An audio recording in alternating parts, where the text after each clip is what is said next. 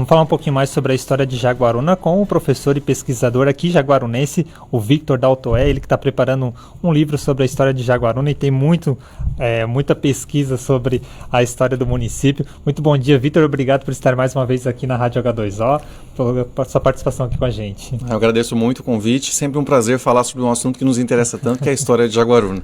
Victor, a história de Jaguaruna que teve um vai e vem, até a gente está comemorando esses 95 anos de história aí, mas teve um vai e vem de emancipação, depois volta. Como é que foi esse até a gente se consolidar como município?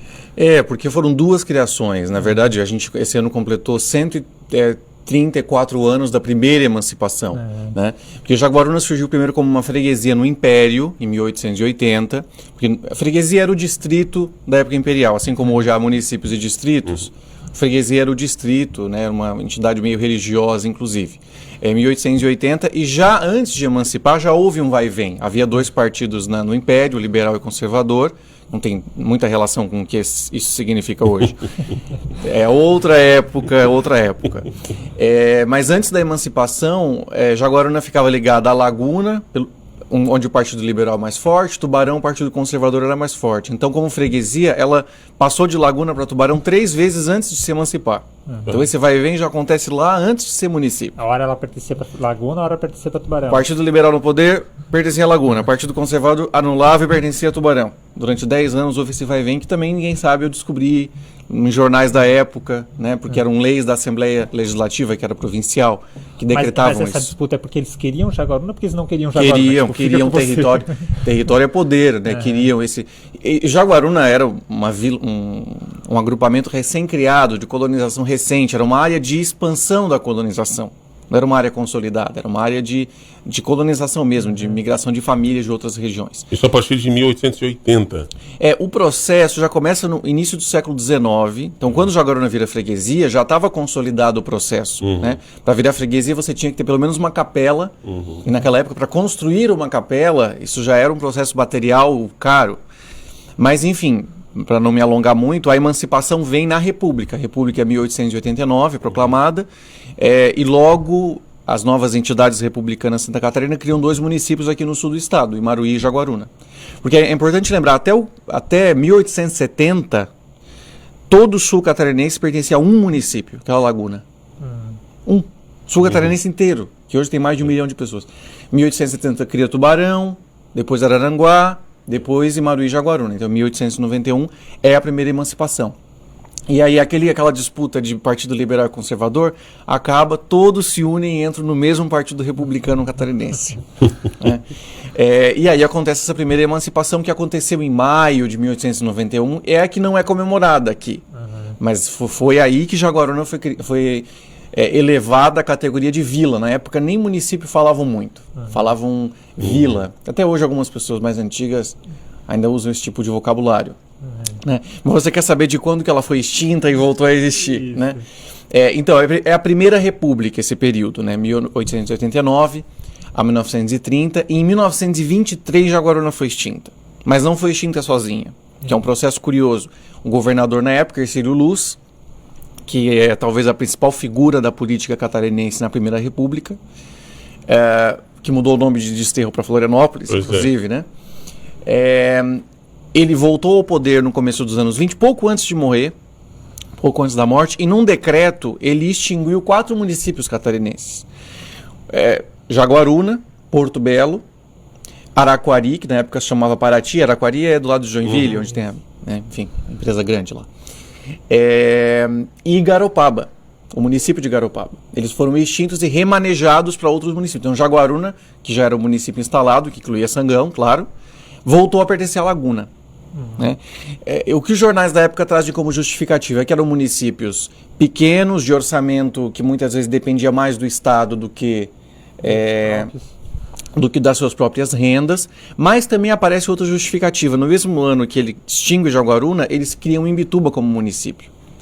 Havia um porto lá em crescimento, e meio que entregar Jaguaruna de volta para Laguna era quase uma compensação por Laguna ter perdido Imbituba. E que ano foi isso? 1923, há 102 anos. Ficou quanto tempo mais ou menos essa primeira? A primeira emancipação como município, 1891-23, dá 32 anos como município, há bastante tempo, ficou extinto por 7. Então, eu acho a emancipação, claro, em 30 ele volta a existir em meio à Revolução de 30, com Vargas no poder, que nomeia autoridades locais Brasil afora, e a autoridade para o sul catarinense era o Ernesto Lacombe, que inclusive tem nome de rua aqui, que era uma figura também de Tubarão, mas acho que ele era do Rio Grande do Sul. E ele começou a fazer acordos com as elites locais para ter o apoio para a Revolução. Revolução barra golpe, porque era uma derrubada de poder na capital, né? E claro que aqui localmente, para ter o apoio local, a demanda era qual? Restabelecer o município. Então a reemancipação de Jaguaruna em 30, que é o aniversário agora de 95 anos, ela se dá neste contexto de grande mudança de poder nacionalmente. E assim, interessante, todos os prefeitos dos municípios aqui foram retirados e colocados novos fiéis ao novo poder, né? E Jaguaruna, além de alguém fiel ao novo poder, foi reemancipado também. Quem foi esse primeiro... Quem eram as elites políticas dessa época de Jaguaruna? Foram trazidas, eram daqui mesmo? Não, já havia uma colonização consolidada aqui desde o começo do século XIX, mas você vê ao longo do tempo famílias se sucedendo, diferentes, mudando, ou algumas mantendo. Quando ocorreu a Revolução de 30, o prefeito que é nomeado foi o Bernardo Schmitz, inclusive, cujo mandato, em que houve a criação do distrito de Sangão, né, passou a ser um distrito de Jaguaruna em 34, justamente nesse período. Né? Leva o nome da escola de lá. Não é à toa, né, que isso acontece. É o tipo de informação interessante as pessoas saberem, porque acham que as coisas são banais. Nenhuma escolha é banal de nome, de nada. Né? Então foi justamente nesse contexto. Tirando Florianópolis. Aí é muito... Tirando Florianópolis, nenhuma escolha é errada. É banal. Essa escolha talvez seja mais interessante. Mas o livro vai justamente até 30. É claro que eu vou comentar coisas, mas talvez seja justamente esse primeiro período de emancipação que as pessoas não fazem ideia do que aconteceu. E tanta coisa, né, cara? Porque tu está mencionando momentos que a história do Brasil estava numa efervescência impressionante, assim, foi muita coisa acontecendo, cara, né? Num período aí de 30, 40 anos, né, cara? Sim, na Primeira República. E justamente o que é mais interessante é não fazer uma história municipalesca que fica fechada como se tudo aqui fosse um feudo. Não, Jaguaruna é parte do Brasil, de Santa Catarina, então ela não está isolada, nunca esteve isolada de nada disso, essas transformações. Né? A criação da freguesia lá em 1880 é uma decisão da Assembleia Provincial, lá no Desterro, na época.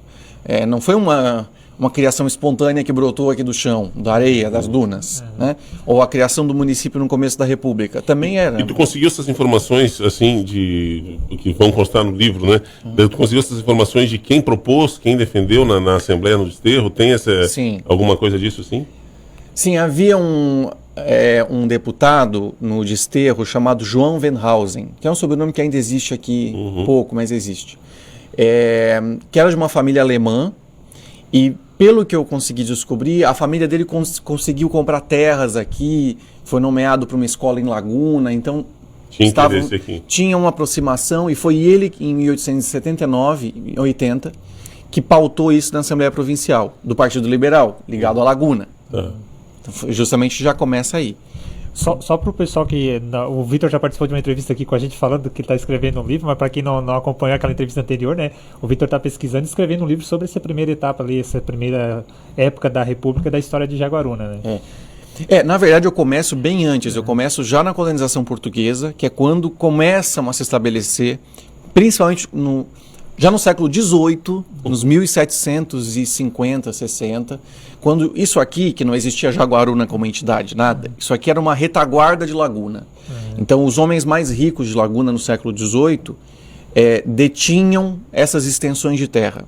E inclusive chegaram a criar estruturas produtivas de engenhos e com escravizados. A outra página da história jaguarunense, do Brasil, claro, né? Que as pessoas ignoram também o peso da escravidão aqui, os dados que eu achei sobre os escravos de determinadas famílias, escravizados de determinadas famílias. Então, desde o século XVIII já havia um processo.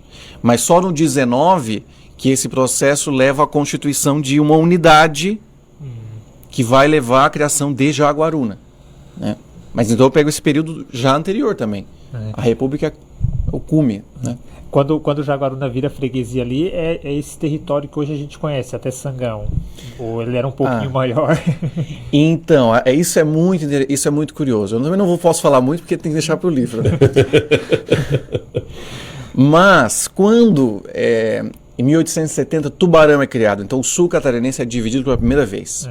E quando foram fixar os limites, o município de Tubarão ia até onde? Até o rio Sangão, ou seja, até aqui do outro lado do rio, no centro, e até o rio Uruçanga. Então é como se o que fosse Jaguaruna hoje estaria em Laguna e Tubarão nessa criação. Quando foram criar a freguesia, eles incluíram para além do rio Sangão, ou seja, era uma freguesia de Laguna que pegava território de Tubarão. Isso desagradou às autoridades de Tubarão. Vamos fingir que agora a gente cria uma freguesia de Camacho que engloba o Farol. Mas o Farol é Laguna? Não poderia. Mas foi isso que foi feito quando Jaguaruna foi criado como freguesia. De Laguna pegando o território de Tubarão. Então isso já era um litígio. Não é à toa que muda o partido, eles extinguem a freguesia nos interesses de Tubarão. Mas aí quando eles restabelecem, aí há um acordo de meio termo. Então Jaguaruna passa a ter o limite que engloba hoje junto com Sangão, né? A mesma linha que separa de 13 de maio. Mas na hora que foi criado, é como se ela fosse hoje para quase o centro do 13 de maio. Mas aí já em 1884, quando é recriada como freguesia, ela tem os limites atuais. Que coisa impressionante, cara. Aí tu vai contando a história, eu fico vendo quanta coisa não se resolveu de lá até aqui. Porque tu falou de uma história mal resolvida com a criação de Imbituba, né? Então, se Jaguaruna meio que compensação porque tirou Imbituba, e Laguna e Imbituba até essa semana estão discutindo limites ainda. Em Itabirubá, Não, é interessante que daí quando eles vão recriar Jaguaruna, lá em 1930, aí é a vingança, extingue Imbituba. Imbituba foi recriado em 1961. Caramba. Então, ver o peso da vingança na política também, que é a pequena política, né? Não a grande política. Então, em Imbituba, lá em 30, é extinta, já com o porto funcionando. Já. Dividida, fica com Laguna, uma parte com... Garopaba ainda não existia, foi criada em 60 também. Mas o desenho territorial ele não é banal também, é sempre uma escolha. Né? E o desenho de Jaguaruna tem muito a ver com a história das sesmarias, que eram aquelas grandes propriedades no período colonial. A sesmaria Campo Bom, a sesmaria Garopaba do Sul, entre a Barra do Camacho e o Arroio Corrente 1, Arroio Corrente Rio Uruçanga outra. A sesmaria Jaguaruna, mais ou menos aqui, pegando essa região de Jaguaruna em direção a Sanga Grande, Costa da Lagoa, essa região para cá de Jaguaruna. E a área de Sangão, que era uma área que não tinha sesmaria, o que já criou uma certa diferença em relação ao resto. Foi uma área que eu também fui vendo uma colonização de posse, numa época de incerteza sobre fundiário no Brasil, eu não vou entrar em detalhes. Mas é uma história de Jaguaruna e também de Sangão. Sangão se emancipou, agora em 91. Né? Bem diferente. Cara, muito bacana. E vamos lá, essa riqueza toda que tu tá trazendo e os detalhes que tu malvadamente não quer falar pra gente aqui, tu tá com previsão de quando essa publicação? Eu pretendo terminar este verão porque são muitos anos fazendo outras coisas de pesquisa e faculdade, mestrado, agora doutorado. Então essa pesquisa foi paralela. Eu ia dizer, não te dedica só a essa pesquisa. Não, infelizmente não. Essa pesquisa foi paralela, mas obriga também a gente a... Né? Mas eu pretendo terminar neste verão, mas continuo visitando arquivos. Ontem eu estive no Arquivo Público do Estado de Santa Catarina, lá em São José, ao lado de Floripa. Tenho que ir no Arquivo Público de Laguna ainda, porque a gente descobre uma informação, a gente quer mais também, tem esse problema, né? Mas são coisas muito valiosas. E esses documentos que você encontra são jornais, são recortes de documentos da época? Tem bastante registro ainda nesses arquivos públicos? Sim, os jornais da época é mais fácil, porque eles estão online, na Hemeroteca Digital Brasileira. Então eu posso escrever Jaguaruna lá, já vai aparecer para mim várias coisas. E ontem, por exemplo, no Arquivo Público, eu achei o código, quando o Jaguaruna foi criado a primeira vez, 1891, eu achei o código de posturas da cidade. O que se pode fazer, qual o tamanho da estrada, Se você estiver guiando uma tropa de mulas, tem que ter alguém na frente e outra pessoa atrás para que os animais não saiam do controle. Coisas assim. Como é que a gente ia saber que isso existe? Código de Jaguaruna, 1891. Para gerir a cidade. Né? E isso está no Arquivo Público do Estado. Falando ali um pouquinho da história, quando você disse ali que Jaguaruna era ali no tempo da colônia ainda, que eram terras do pessoal de empresários de Laguna, essas pessoas naquela época os indígenas já tinham sido extintos? Como é que era essa convivência? Não, ainda havia, tanto que tem assim um relatório do século XIX que fala sobre essa região do interior aqui de Morros, né? Jaguaruna tem tudo plano, aí de repente vem falando de que era uma região não colonizada por conta dos indígenas perigosos que ainda talvez viviam ali. Podia ser um pouco de fake news, um relatório, alguém podia escrever, mas ainda havia essa população. Mas desde o século XVII, ou seja, antes de qualquer colonização aqui, boa parte grande da população tupi-guarani aqui já havia sido extinta. Porque bandeirantes de São Paulo aportavam no que hoje é Laguna, né? E acabavam caçando os indígenas na região, até o rio Araranguá, que era uma grande concentração lá. Mais lá em Laguna do que aqui, a princípio, de Tupi-Guarani. Arrebanhavam essas pessoas, né, como se fossem animais, e levavam para o litoral de São Paulo, como bandeirantes. Né? Então já havia um esvaziamento quando Jaguaruna começou a ser colonizada. E aí depois, os indígenas do interior, os Caingangue, foram dizimados já durante a colonização italiana do interior. Daí já é outro período. Jaguaruna não é uma colônia italiana, né? Ela foi rodeada por esse fenômeno, mas não é esse fenômeno. Porque a Jaguaruna tem essa origem indígena, até o nome, a gente tem os sambaquis aqui, muitos sambaquis, então que é um período bem anterior a esse período que tu pesquisa. E aí que tá, a Jaguaruna, isso aconteceu, mas os nomes são muito indígenas. Jaguaruna é um nome indígena. Porque nesse período de colonização portuguesa, muito do Tupi-Guarani também era falado pelos colonizadores. Então, na hora de batizar um lugar, mesmo os colonizadores portugueses também usavam o nome indígena, como Jaguaruna, né, como Sanga, que dá Sangão. Sanga é um nome indígena para um riacho, por isso a gente chama de Sanga, Sangão, né? Então, Garopaba é um nome indígena também. Então, realmente, essa população foi dizimada, mas na língua ficou essa herança. Tubarão. Eu tenho uma sobre as coisas do nome, e a gente está falando muito de Laguna também, né? No livro do Adilson Cadorim, que fala de Laguna de 1500 para cá, ele conta que os primeiros registros do nome Laguna, que é origem espanhola, não seria portuguesa, né? Uma cidade colonizada por portugueses, Laguna da Ibiaçá. Isso. Então eu misturava com o Ibiaçá indígena, com o Laguna espanhol, quer dizer, tem várias influências aí nessa história toda, né, cara? Você encontra mapas europeus do século XVII que está como Ibiaçá, o nome assim, mais ou menos, né? E isso, Laguna, se em português se fala lagoa, não laguna, é uma hispanização do nome. Mas houve um naufrágio espanhol de quem, agora eu não vou falar isso para um historiador, eu estou querendo apanhar, né, porque eu não tenho certeza da informação, mas eu sei que desse naufrágio espanhol, os sobreviventes foram povoar uma determinada região na América Latina, e um bebê que estava, né, eu tenho a impressão que ele nasceu em Laguna, porque houve um bom tempo até se reconstruir um barco, até dar condição de seguir viagem, ou foram a pé, fundou a primeira universidade latino-americana. A primeira universidade da América Latina é de um descendente de espanhol nascido já aqui. Então, o nome Laguna vem de antes é uma coisa interessante isso. É muito... Enfim. Jaguaruna só pode ser compreendida dentro da grande história de Laguna. Muito maior, muito mais importante. É como se Jaguaruna fosse uma interlândia dessa história mais importante de Laguna, Tubarão. São núcleos que cresceram mais. Mas eu acho fantástico o teu trabalho de valorizar essa história, de contar, e principalmente para a nova geração, ou para quem está chegando, que não tem a mínima noção, né, cara, nem do nome Jaguaruna, qual a origem, de onde vem, e nem dessas disputas de território, de como foi formado. Isso é maravilhoso, cara. Sim. Eu gostaria muito que esse tipo de material fosse incluído no ensino básico, na meninada nova aprender isso, para meio que dar valor à sua história, entender o arroio corrente de onde vem, nome, né? Pô, as Sesmarias já dão nome para os bairros que estão aí até hoje, né, cara? Muito legal. Não, e as pessoas não ligam a essa Jaguaruna que deu nome à cidade, é o nome da lagoa ali, da Costa da Lagoa, né, que a gente vê pela BR. Então, ela é Jaguaruna. E ela dá nome Aquela é a Lagoa Jaguaruna, né? E ela dá nome à cidade. Então, as pessoas passam por aquela lagoa. E o significado? A princípio, em Tupi-Guarani, Jaguaruna é onça preta. Tanto que na bandeira tem as duas cabeças de onça, uma frente à outra, né?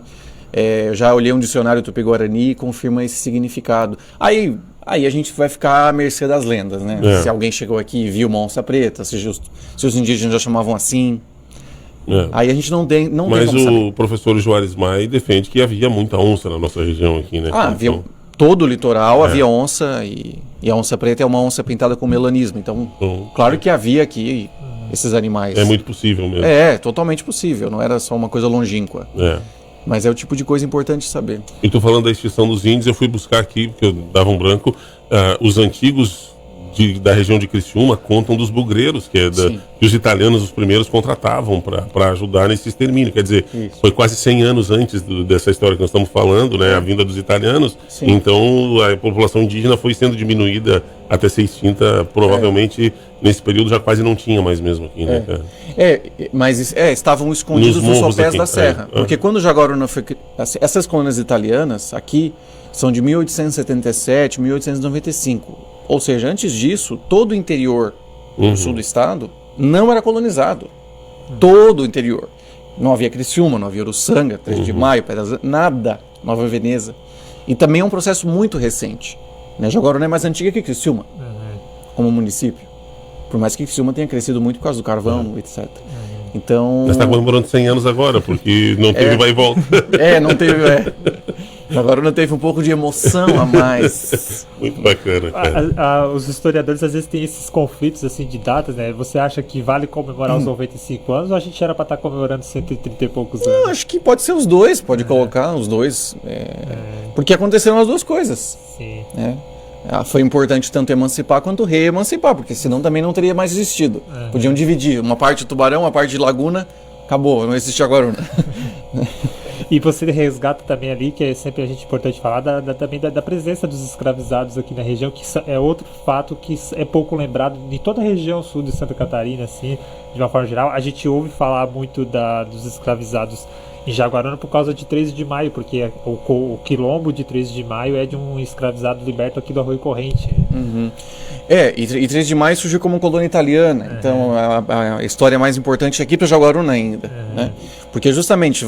Eu consegui achar um documento, uma citação, eu tenho que achar o original em Laguna, ainda do século XVIII, desses homens poderosos de Laguna que tinham aqui como propriedade.